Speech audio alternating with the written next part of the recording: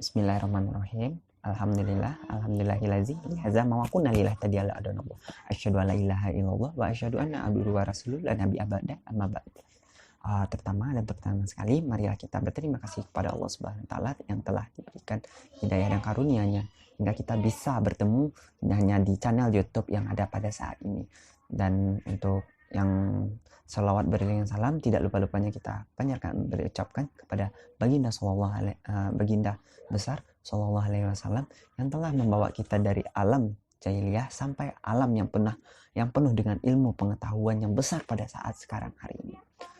Baik, yang terhormat teman-teman dan guru dan ibu yang menyaksikan, sebaiknya sebelum menyaksikan video yang akan saya paparkan, wabarakatuh. Perkenalkan, nama saya Andi Rizky Pratama dengan NIM 2118036. Di sini saya akan memaparkan ujian akhir semester dari mata kuliah materi pembelajaran sejarah kebudayaan Islam. Yang bertugas dari MA kelas 11 dengan materi kemunduran dinasti Abbasiyah. Sebelum kita memulai memasuki dari pemaparan materi, alangkah sebaiknya kita hidupkan lonceng di channel YouTube-nya ini dan di subscribe, karena subscribe itu gratis biar saya supaya semangat untuk membuat konten-konten yang penting dan konten-konten yang sangat dibutuhkan untuk masa yang akan datang kembali. Alhamdulillahirrahmanirrahim, semoga bisa terjadi dan jangan lupa juga diberikan like, subscribe, karena itu akan juga menunjang untuk saya berkarya ke depannya. Terima kasih. Baik, sebelum kita memasuki pelajaran materi pembelajaran SKI, sebelumnya perkenalkan alangkah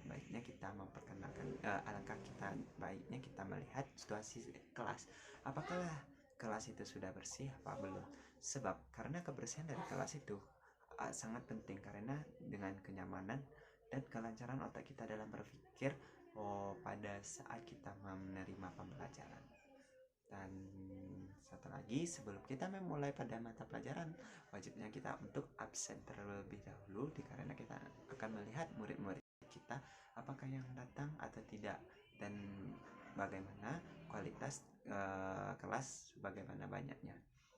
Baik, sebelum memulai pembelajaran, alangkah baiknya kita harus berdoa dulu kepada Allah Subhanahu wa taala supaya diberikan ilmu dan pengetahuan dan terbukanya otak kita sama menuntut ilmu.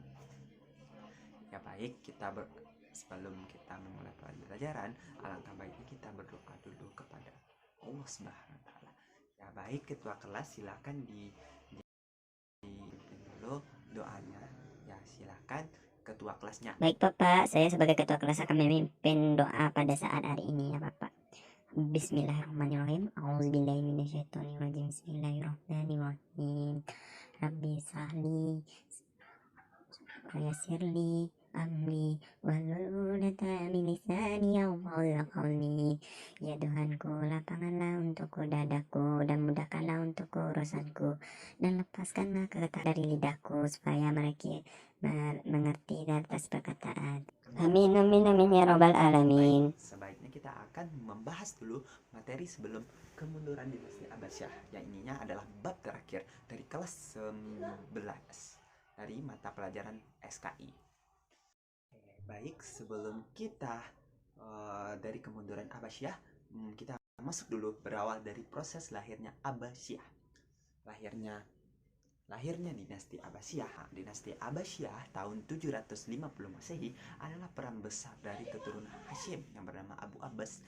Nama Abbasiyah itu Abbasiyah dipakai untuk nama Bani ini adalah diambil dari nama bapak pendiri Abbasiyah itu, yaitu Abbas bin Abdul Muthalib, paman Nabi Muhammad SAW. Proses lahirnya Abbasiyah dimulai dari kemenangan Abu Abbas As-Saffah dalam sebuah perang Tabuk Al-Azab melawan Khalifah Bani Umayyah yang terakhir, yaitu Marwan bin Muhammad. Abu Abbas diberi gelar As-Saffah karena dia pemerintah mampu memainkan mata pedangnya kepada lawan politik, semua lawan politiknya yang diperanginya, dan dikejar diusir keluar dari wilayah kekuasaan Abbasiyah yang baru direbut dari Bani Umayyah I. Berdirinya Bani Abbasiyah tahun 750 Masehi berarti secara formal semua wilayah kekuasaan Islam yang berada di bawah pemerintahan, termasuk semua yang ada pada wilayah Bani Umayyah I yang dahulu, kecuali Bani Umayyah yang ada di Andalusia, itu tuh akan menjadi pengembang peradaban. Abbasiyah akan menjadi sektor punya dia sendiri. Bani Abbasiyah selama 550 tahun dan diperintahkan oleh 37 khalifah dengan mampu menciptakan peradaban yang sangat besar dunia pada saat itu. Peradaban yang dikenang sepanjang masa. Pada waktu suasana belajar kondusif, fasilitas disediakan oleh pemerintah dengan lengkap. Di sana motivasi belajar sangatnya tinggi, gairah makan untuk belajar. Mereka masyarakat mendatangi tempat-tempat belajar seperti kota, madrasah maupun perguruan tinggi seperti universitas. Universitas yang terkenal pada saat itu adalah Nizamiyah yang dibangun oleh Perdana Menteri zaman Molok dari Khalifah Harun al-Rashid. Khalifah Harun al-Rashid dikenal sebagai khalifah yang sangat cinta pada maupun dalam hal membangun fasilitas belajar seperti Makkah, perpustakaan, menyediakan guru dan membentuk gerakan terjemah. Umayyah dari wilayah yang dikuasainya dan dari wilayah Abbasiyah yang baru menjadi kondusif dan perkembangan peradaban yang dikendalikan oleh Khalifah Abu Abbas as-Saffah. Keberhasilan Abu Abbas as-Saffah menaklukkan Daulah Umayyah I secara mendapatkan ukuran besar dari tentara-tentara bayangan yang sengaja didatangkan oleh Abu Abbas seperti Muslim Ai-Khurasani. Abu Muslim adalah lawan perkembangan Persia yang sengaja disewa oleh khalifah pada saat itu. Oke, baik. Selanjutnya kita akan masuk kepada kita akan masuk pada kemunduran dinasti Abbasiyah. Kemunduran dinasti Abbasiyah diawali dari periode Khalifah Al-Muqtasim adalah pada tahun 833 atau kita sebut dengan 843 sampai 842. Padahal pengaruh yang paling terbesarnya itu adalah pengaruh orang Persia, Turki yang senang panas-panasnya akibat jabatan khalifah yang dipikirkan hanyalah simbol semata. Dan lanjut, dikarenakan khalifah ini tidak cakap dalam memimpin, tidak ada integritas dalam memimpin pada kerajaan Abbasiyah pada saat itu, dan dia menjalankan pemerintahan roda tidak jalan dengan benar. Akibatnya karenanya dinasti Abbasiyah ini cukup besar pada kerajaan pada saat itunya. Akhirnya pada abad ke-11 kekuatan orang-orang Turki semakin kuat dengan hadirnya dinasti Saljuk pada saat itu. Dan ini memukau pada kemunduran dinasti Abbasiyah pada saat itu. Dan kemunduran yang disebabkan oleh dinasti Abbasiyah, yang pertama adalah konflik agama. Banyaknya mazhab-mazhab yang bermunculan dikarenakan tidak etisnya dalam pemimpinan pada saat kerajaan Abbasiyah pada saat itu. Dan lanjut, kekuasaan yang sangat besar dan tidak diimbangi oleh kapasitas atau dengan sumber daya yang ada. Cukup hanya khalifah ini hanya sebagai simbol pada saat itu. Dan selanjutnya itu adalah pada konflik internal. Konflik internalnya yaitu keindahan hidup pada kalangan penguasa, kalangan bangsawan, atau kalangan yang menjabat pada saat itu, yang sering kita sebut pada saat ini dengan korupsi. Karena pada zaman dahulu juga orang berambisi untuk hidup menjadi kalangan yang lebih indah, atau disebut dengan kalangan yang penuh dengan sumber daya seperti itu. Dan pada konflik internal yang itunya adalah lemahnya sikap patriotisme. Karena tidak satu, berarti sudah berpecah belah karena tidak ada semangat patriotisme di kalangan pada dinasti Abbasiyah pada saat itu. Dan ini juga menjadi kebobrokan pada saat jatuhnya dinasti Abbasiyah pada saat itu, dan selanjutnya adalah hilangnya sifat amanah, tidak percaya pada kekuatan sendiri. Dan di sini juga menumbang semangat patriotisme, hilangnya sifat amanah dan tidak percaya kepada kekuasaan lagi. Dan ini sudah diambang-ambang pada dinasti Abbasiyah pada saat itu. Dan lanjutnya fanatik pada mazhab yang berkembang pada saat itu. Fanatik seperti ini yang dicontohkan ini ada juga masuk kepada konflik agama, dan ini juga dari internal karena banyaknya berdiri sekte, banyaknya mazhab-mazhab yang membuat hilangnya sikap patriotisme yang ada pada zaman kekhalifahan Abbasiyah pada saat itu. Dan selanjutnya kerusakan ekonomi, sumber daya yang dimanfaatkan oleh penguasa untuk kepentingan pribadinya menyebabkan kebobrokan atau keruntuhan pada zaman dinasti pada saat itu. Dan selanjutnya adalah konflik eksternal atau yang kita sebut konflik dari luar. Konflik dari luar yaitu ancaman bangsa Turki. Dikarenakan Turki sudah sangat kuat pada saat itu. Dan selanjutnya dominasi Persia dan pemberontakan pada bangsa-bangsa ini. Sebenarnya bangsa-bangsa ini juga tergabung dari kerajaan-kerajaan kecil yang dipimpin oleh Abbasiyah. Cuman karena Abbasiyah sudah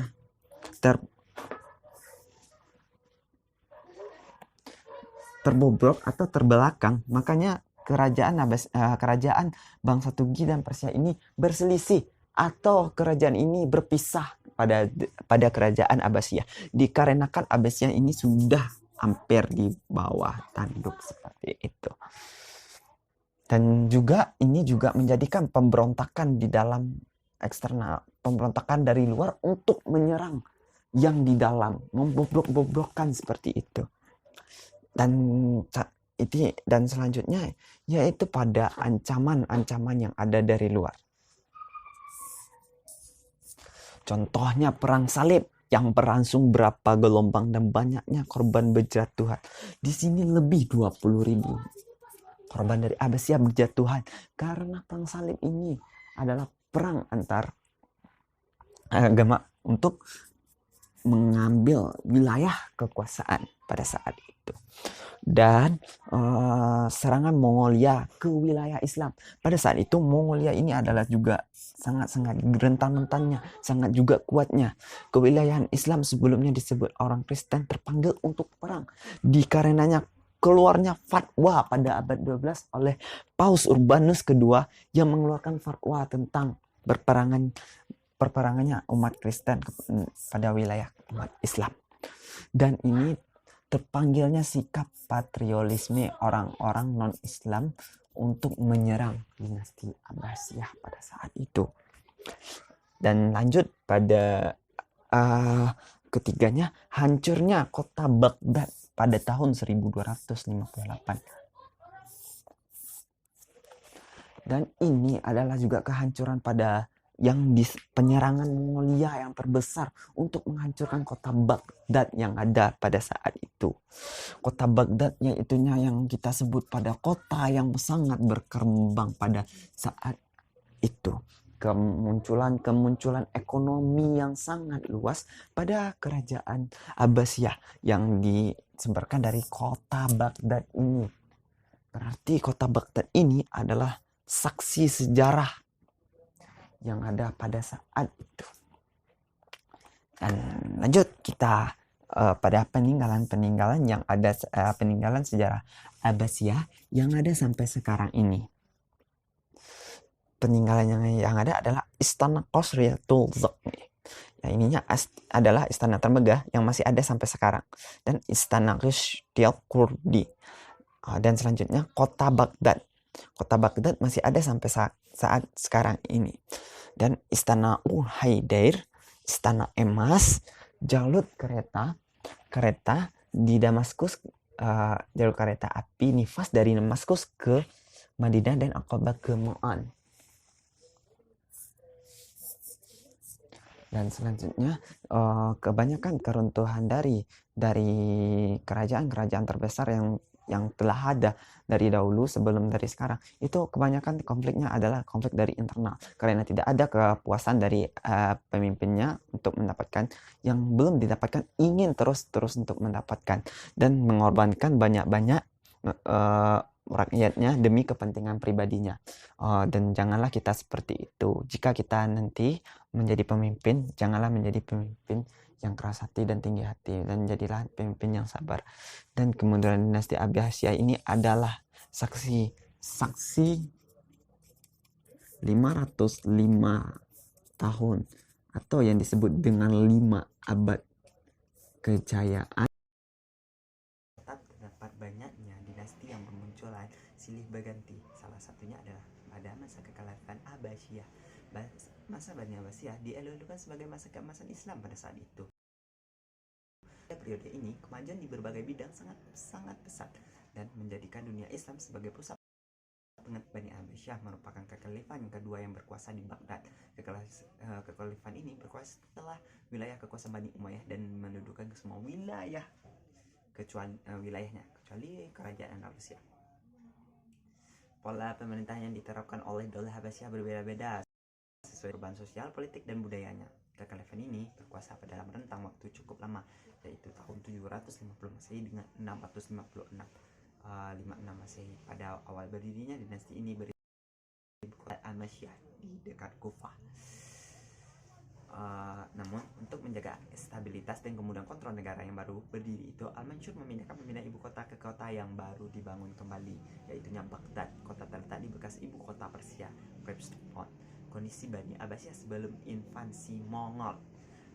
Pusat peradaban dan perkembangan dan ilmu pengetahuan dinasti Abbasiyah terletak di ibu kotanya, yaitu adalah kota Baghdad. Kota Baghdad mencapai puncak keemasan sebagai puncak peradaban terbesar Islam di dunia pada saat itu, yaitunya pada masa Khalifah Harun al-Rashid dan putranya Al-Ma'mun. Al-Ma'mun membangun perpustakaan yang dipenuhi ribuan buku pengetahuan. Perpustakaan itu disebut dengan Baitul Al-Hikmah. Selain itu berdirinya pusat-pusat pendidikan, dua diantaranya paling penting adalah perguruan Nizamiyah dan Mumtaz. Oke, baik. Pada sejarahnya itunya adalah sejarah dinasti yang dipegang pada zaman keemasannya, yaitunya pada zaman Al-Ma'mun. Setelah masa keemasannya yang luar biasa, Bani Abbasiyah memiliki babak baru, yaitunya babak akhir dari kekhalifahan ini. Masa ini dimulai dari masa Khalifah Al-Mustafi yang menjadi khalifah pada tahun 330 Hijriah atau 944 Masehi. Kemunduran diakibatkan perebutan kekuasaan oleh orang-orang besar dan kejahatan yang timbul di penguasaan rakyat yang dikenakan perbedaan mazhab. Konflik ini terjadi di antara pengikut mazhab Ambali. Akibatnya timbulnya perselisihan di dalam furuk syariat, itu menyebabkan sesat menyesatkan dan kafir mengkafirkan satu sama lain pada saat itu. Berbagai permasalahan internal dinasti Abbasiyah semakin memperlemah dinasti itu sendiri. Pada akhirnya dinasti Buwalhi melihat kondisi Bani Abbasiyah yang semakin lemah, kropos, dan menipisnya dari segi-segi kepercayaan dan kepada antusias pada saat itu. Kedaulatan Abbasiyah diturunkan. Dia cukup menjadi khalifah yang mempunyai tugas mengatur tanah pustaka nenek moyangnya, sedangkan sebenarnya berkuasa pada saat itu adalah Ahmad bin Muhi. Hal ini semakin terlihat saat ditandatangani perjanjiannya menyebutkan Al-Mustafi diakui sebagai khalifah dan Ahmad bin Buhai sebagai sultan pada saat itu. Tetapi hal tersebut tidak berjalan dengan lama, dikarenakan 40 hari setelah 40 hari jabatan Al-Mustafi kembali diturunkan karena tuduhan hendak menggulingkan sultan pada saat itu. Akibatnya gelar khalifah menjadi tidak ada artinya lagi pada saat itu. Karena lebih pangkat agama daripada dunia, karena negerinya bukan dia yang menguasai, dan hidupnya digaji setelah Bani Umayyah berkuasa dalam beberapa waktu. Naiklah Bani Saljuk menggantikan Bani Buhai, maka gantilah khalifah di bawah kekuasaan mereka. Lalu tibalah khalifah terakhir yang berkuasa di bawah dari Kaisar Mongol. Elastika sama Mongol didirikan oleh Genghis Khan pada tahun 1206. Sesama persekutuan suku Mongolia yang saat itu sering berselisih. Bangsa Mongol sendiri berasal dari pegunungan Mongolia yang membentang dari Asia Tengah sampai Siberia Utara, Timur Selatan, dan Manchuria Barat serta Turkmenistan Timur. Bangsa Mongol masih merupakan salah satu rumpun dari bangsa Tartar Sejarawan Cina berapa bahwa Mongol berasal dari bahasa Cina yaitu Mong, yang artinya adalah pemberani. Orang-orang Mongol mempunyai watak yang sangat kasar, suka berperang dan berani menentang maut. Ciri dari orang Mongol ialah mereka tidak beradab, berjuang dan tidak sabaran, ahli perang dan mempunyai ketahanan fisik yang sangat luar biasa. Akan tapi di balik sifat keras bangsa Mongol, mereka sangat patuh kepada pemimpinnya. Nenek moyang bangsa Mongol bernama Alen Jakon yang mempunyai 2 putra kembar Tartar dan Mongol. Mongol mempunyai anak bernama Huakan yang melahirkan keturunan Mongol kemudian harinya. Pemimpin Mongol yang paling terkenal adalah Genghis Khan. Ia lahir pada tahun 1926 di Belada yang terletak di tepi sungai Unon, Mongolia. Ayahnya bernama Ilusashi dan ibunya bernama Halni yang berhasil menyatukan 13 kelompok suku yang ada pada saat itu di Mongolia. Dan setelah kematian ayahnya, menggantikan ayahnya sebagai pemimpin Mongol ke kota Baghdad terjadi pada tahun 1258. Kehancuran ini hilangnya harmoni Arab dan berakhirnya sejarah Khalifah dinasti Abbasiyah. Meskipun faktor eksternalnya yaitu serangan bangsa Mongol begitu luar biasa dahsyatnya, namun ini hanya berperan sebagai senjata pamungkas yang menunjukkan kekhalifahan dinasti Abbasiyah pada saat itu. Dan lanjut. Oke, baik. Jadi Bapak akan menjelaskan tentang dinasti Abbasiyah. Kronologi singkatnya yaitu tahun 750 Abu al-Abbas al-Saffah menjadi khalifah pertama pada dinasti Abbasiyah, dan pada tahun 752 bermulanya kekhalifahan Bani Abbasiyah, dan pada tahun 755 pemberontakan Abdullah bin Ali, pembunuhan Abu Muslim, dan kronologi pada tahun 756 Abdul Rahman I mendirikan kerajaan Bani Umayyah di Spanyol. Pada tahun 763 pembangunan kota Baghdad, kekalahan tentara Abbasiyah di Spanyol, dan pada tahun 758 Abu Rashid menjadi khalifah. 709 serangan ke utara Prancis. Pada tahun 800 kaidah keilmuan mulai terbentuk. Al-Jazza diciptakan oleh Al-Khawarizmi. 805 kampanye melawan Bizantium, merebut Pulau Rhodes dan Siprus. 809 wafatnya Harun al-Rashid. Al-Malik dilantik menjadi khalifah. 814 perang saudara Al-Amin dan Al-Ma'un. Al-Amin terbunuh dan Al-Ma'un menjadi khalifah. Pada tahun 869 pemberontakan Zanj, pemberontakan yang pertama dan salah satu terbesar oleh kaum Buddha pada saat itu. Pada tahun 1000 Masjid Besar Cordoba dibangun. Pada tahun 1005 Mutanigor ditawan. 1555 Baghdad dikuasai oleh tentara Turki Seljuk. Pemerintahan Abbasiyah Seljuk dimulai sampai sekitar tahun 1258 ketika tentara Mongol menghancurkan Baghdad. 1700 peristiwa Massacre. Sultan Alpa Arslan berhasil mengalahkan gabungan tentara salib yang dipimpin oleh Kaisar Romanos IV Diognesus. Pada tahun 1702 Sultan Alpa Arslan berhasil menguasai Asia Tengah Anatolia dan meneruskan kepungannya terhadap kerajaan Bizantium. Pada tahun 1805 tentara Kristen menawan Toledo, Spanyol. Bangsa Norman merebut Sisilia, pemerintahan Muslim di sana, dan berakhir pada saat itu juga. 1995 perang salib pertama dimulai. Pada tahun 1999 tentara salib merebut Baikonur. Mereka membunuh semua penduduknya. Pada tahun 1944 Nur al-Din desa dari tentara salib. Perang salib kedua dimulai. Pada 1987 Salahuddin al-Ayyubi merebut Baitul Maqdis dari tentara salib. Perang salib ketiga pun dimulai pada saat 1994. Tentara Muslim merebut Delhi, India. Pada 1236 tentara salib merebut Cordoba di Spanyol. Pada 1258 tentara Mongol menyerang dan memusnahkan Baghdad. Ribuan penduduk terbunuh. Kejahatan Babak kejatuhan Baghdad dan tamatnya pemerintahan kerajaan Bani Abbasiyah di Baghdad pada saat itu. Sekian kronologi singkat yang bisa Bapak sampaikan. Apabila ada kata-kata yang salah, Bapak mohon maaf, dan jika ada